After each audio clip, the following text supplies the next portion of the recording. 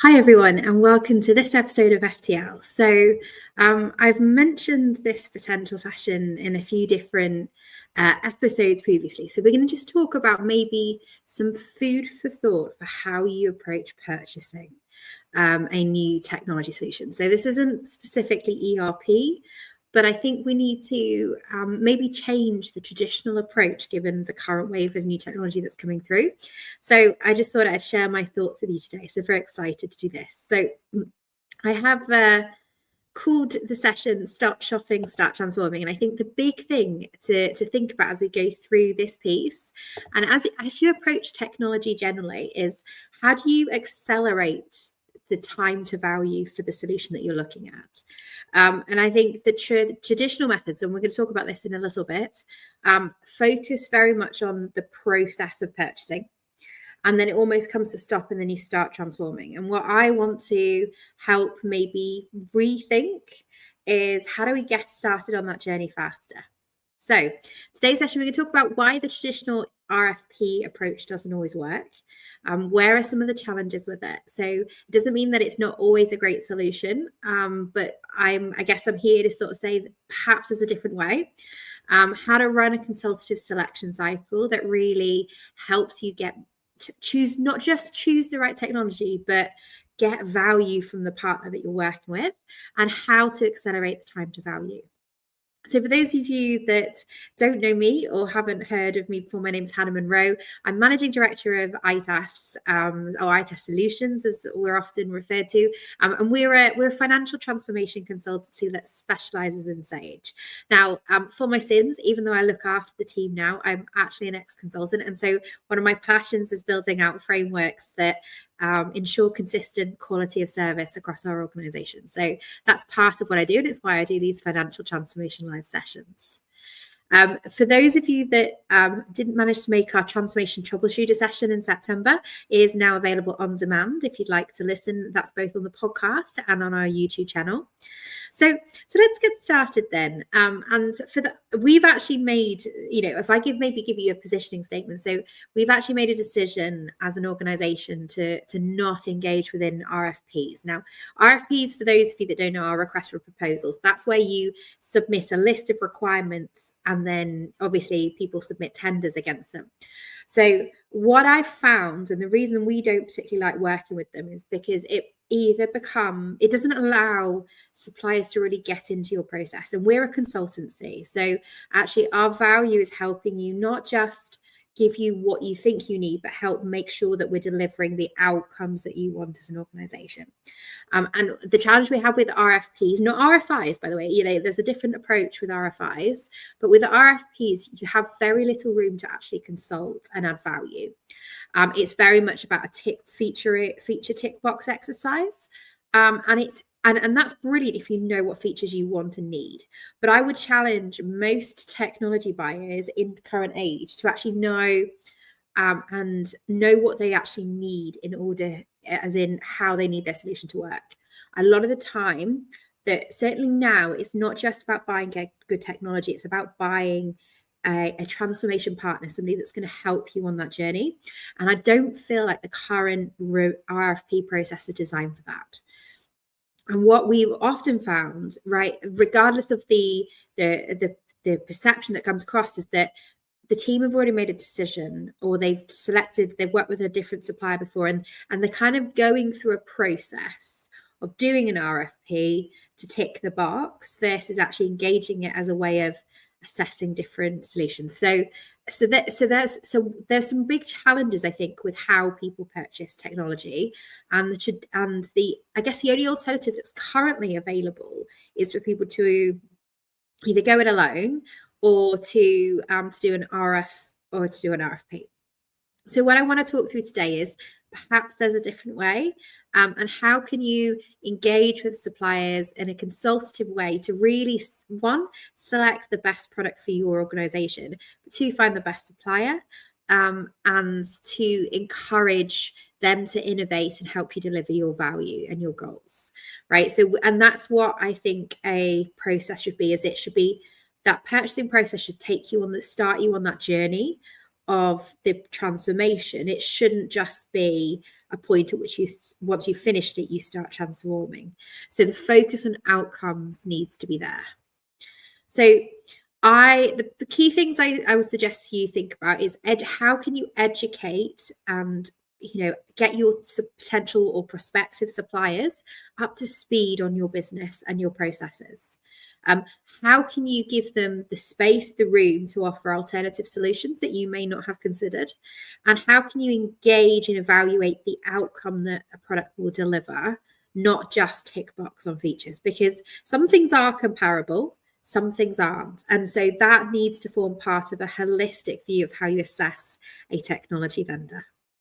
So I think what's really important is people produce, in our traditional RFPs, they produce this very long list of requirements, but what they don't do is give enough information about the organization, the processes, the controls, the use cases, the scenarios, right?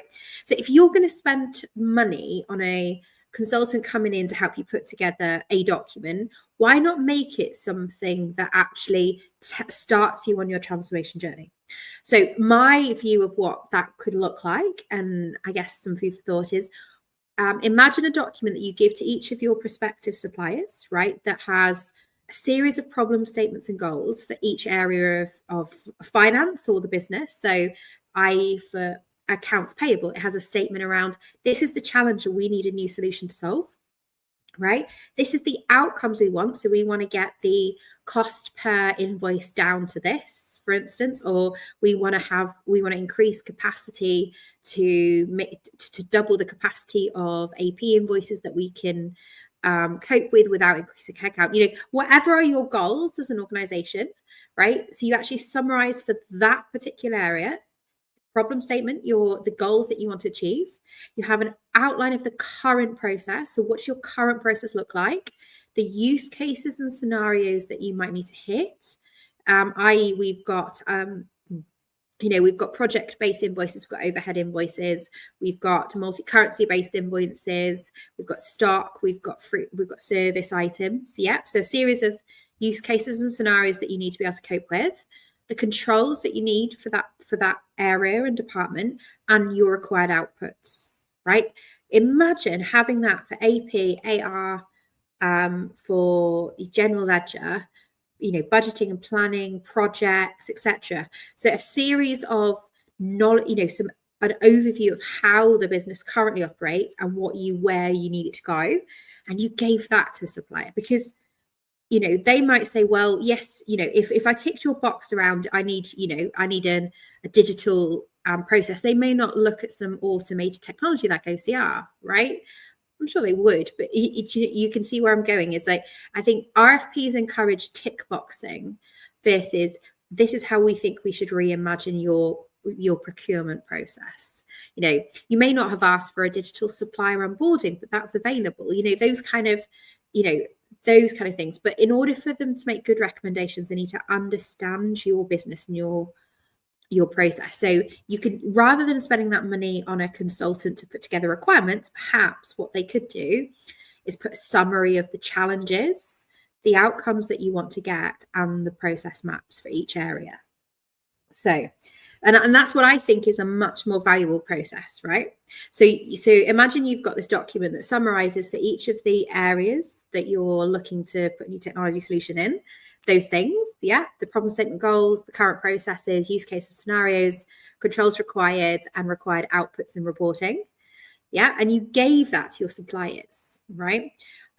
Then what's really important is you offer them time with the required individuals and areas, right? So this is again where RFPs, because they've already spent so much time potentially, dealing with the person that's put together the RFP, people get very they don't want to engage anymore. So if you've given them enough information, right, what you need to make it clear to these suppliers, and it's a good assessment of them, is have they actually read the document? Are they asking you things that are already in there, or is this further, delving into or what over and above what you've already given them? Okay. Now, what's really important about this is I think that when you're going through this process, is that you're minimizing the number of partners that you're working with, okay? Because you don't want to waste your time more than anything. So, having 3 strong partners and, potentially and I'm assuming across different technologies, all with I would have said, make sure you've got either a recommendation, or you've seen some case studies of somebody in a relevant industry or type of, or similar industry, like i.e. project-based, etc. And then ask, having sent them document, ask them, give them time to delve deeper and to make sure they've fully understood, and that there's no questions outside of what you've already talked about that perhaps they've missed.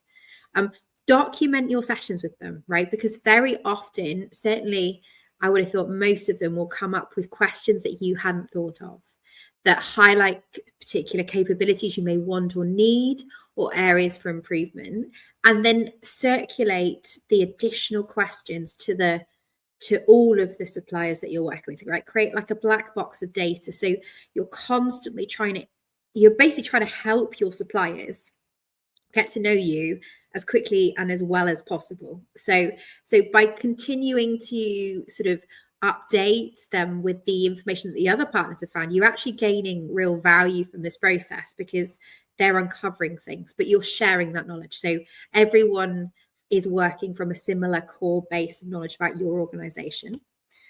And then at that point, once they understand your business, you can say to them, right, give me a rough idea of what you think I need budget-wise, both for software, for implementation, and what modules we'll be looking at. So just ask them for ballparks, right? Because if you ask them for anything concrete at this stage, you're potentially, you're not going to get there. Yeah. So what you want is ballparks. Then you can look at them and go, is everyone in the rough ballpark?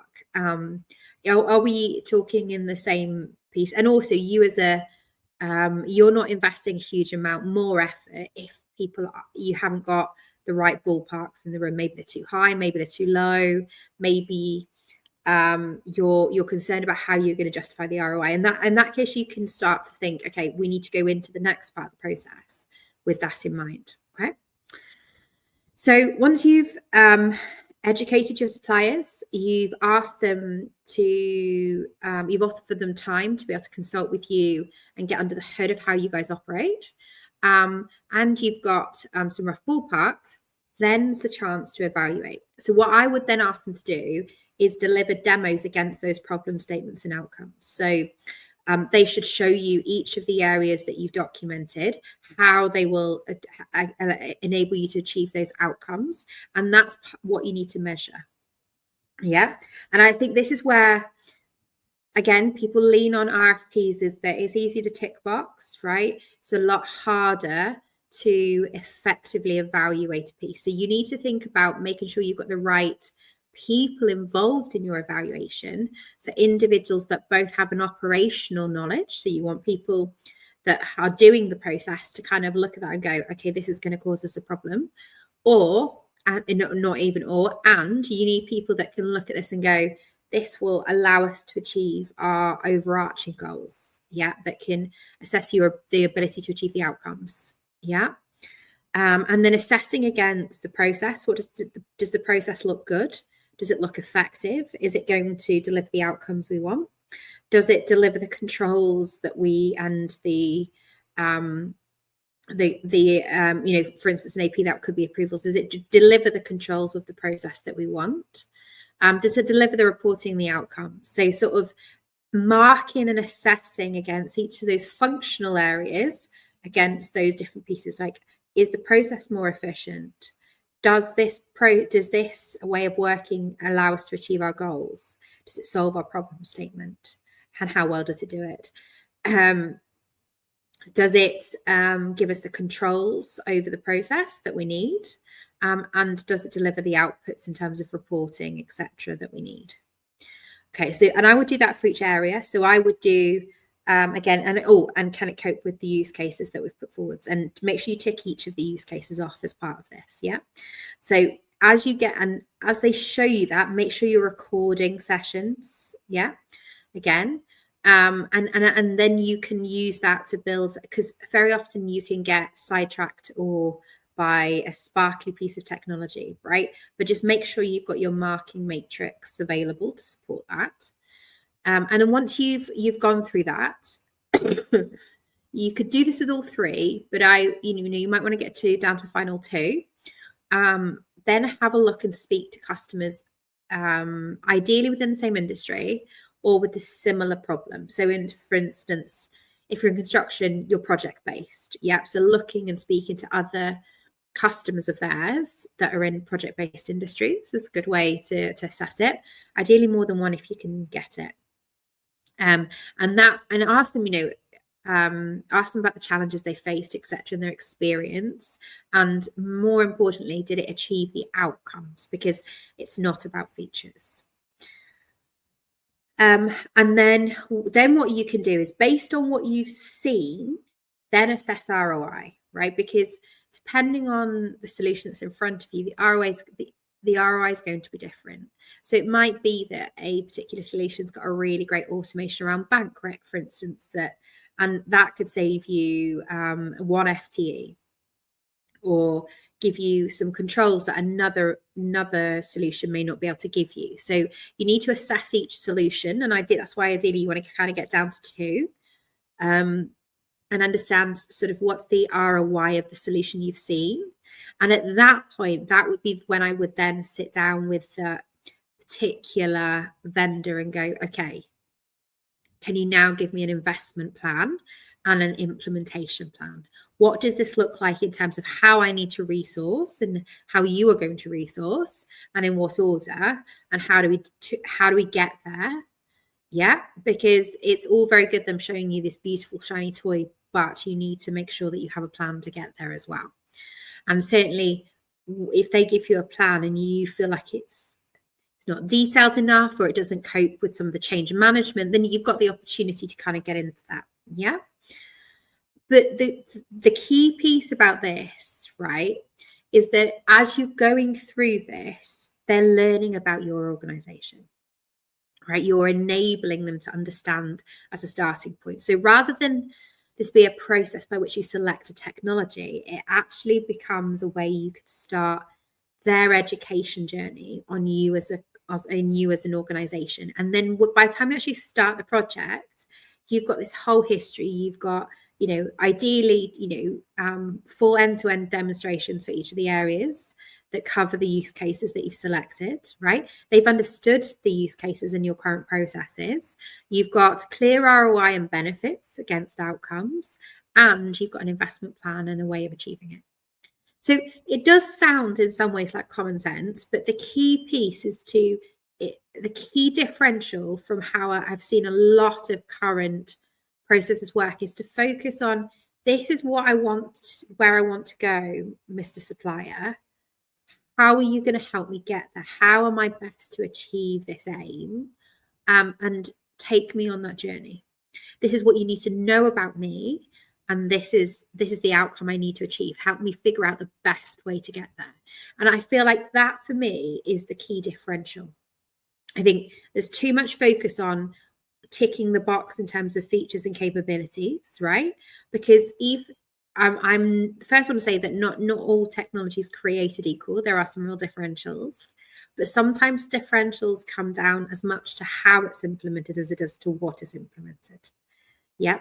So this is your way of making sure that the focus is on the outcomes, and that you're truly getting value from your transformation, and that you're starting that journey at the beginning of the buying cycle. So that once you get into that process of actually implementing the technology you selected, there's already a level of knowledge around your organization within that supplier that can then accelerate your time to value. Okay, so this is and has been a very short but sweet one. I hope it was valuable.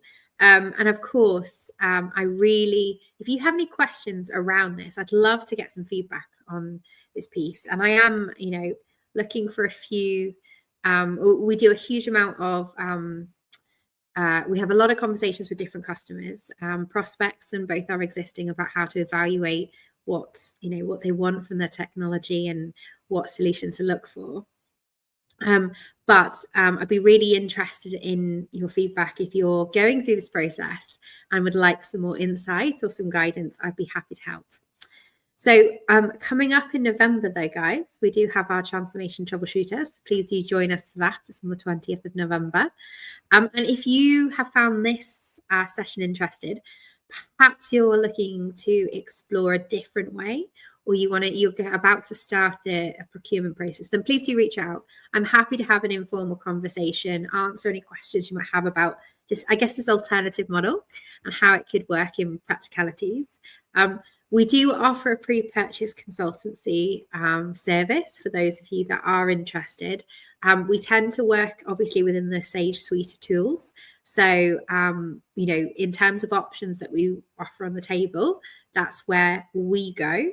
But the principles that I've been talking about here, documenting current processes, focus on how it could look and where that differential is, putting forwards solutions and modules based on what you're trying to achieve and where you want to go versus what you do now is all of what that's about. So we do drink our own champagne here at itas.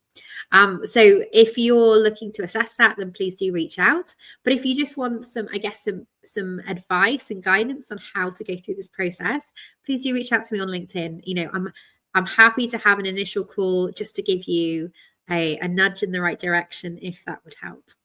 So, and of course, for those of you that don't know, we do have our Which Product is Right for Me quiz.